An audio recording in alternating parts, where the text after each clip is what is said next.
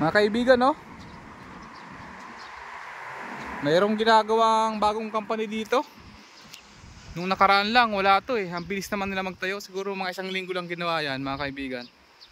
So sa next week, siguro may bubong na yan. Bagong company. Pauwi pa lang tayo mga kaibigan ngayong oras na to. Alas 5 pero sikat pa rin yung araw. So ganun talaga. Mainit ngayon dito sa South Korea. Gawa ng summer na ngayon. Ang init na to. Lalo niya mag-iinit ngayong July hanggang August mga kaibigan. Yang nakita nyo mga kaibigan na kulay orange na company. Yan yung company ng ating kaibigan. Sila Uncle. Shout out. Pajak ni Jai. Saka ni Daryl. Yan yung company nila. Dito mayroon ditong compost coffee mga kaibigan na mabibilhan ng kape. Kasi compost coffee nga eh.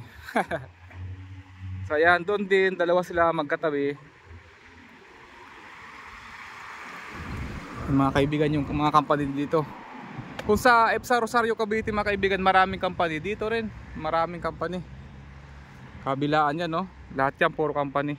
So makakita nga yan sa taas ng bahay namin, puro bubong ng mga kumpanya. So magtatanong, ayan o, mga basura din dito oh. Ayan, pero nakasegregate yan mga kaibigan. Bawal yung mga halo-halo. Dito may nakabukod na box. So ito yung daan pa uwi mga kaibigan, papunta sa aming apartment o sa El Pato. Ito may dream office. Tuturo ko kayo mga kaibigan ano, sa daan pa uwi sa aking inuwian dito sa South Korea, para makita nyo yung mga ganap-ganap dito. Linggo kasi bukas, kaya yung mga basura nakalabas sa kalsada. Linggo kasi ang kuhanan ng mga basura dito sa lugar namin, dito sa banda sa amin. Hindi ko lang sa alam sa ibang lugar kung linggo din. Dito sa amin linggo.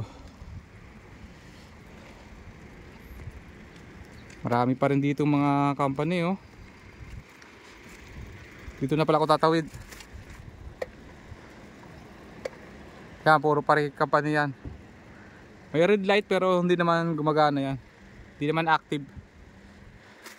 Tapos doon pala yung company ko sa banda dyan. Ito naman yung aking pauwi. Sa mga aspirant natin yan na gustong makapunta sa South Korea, tignan mo yung lugar ko, parang probinsya lang, di ba? Dito sa mga puno mahangin, pero dyan grabe mainit mga kaibigan. So sa mga kababayan natin nandito sa South Korea, mag-ingat po kayong lahat. Mga aspirant natin dyan, galingan nyo lang po sa pag-aaral ng Korean language para po makarating din kayo dito sa South Korea. Ayan nga pala yung aming bahay. So yun lamang mga kaibigan. God bless sa atin lahat.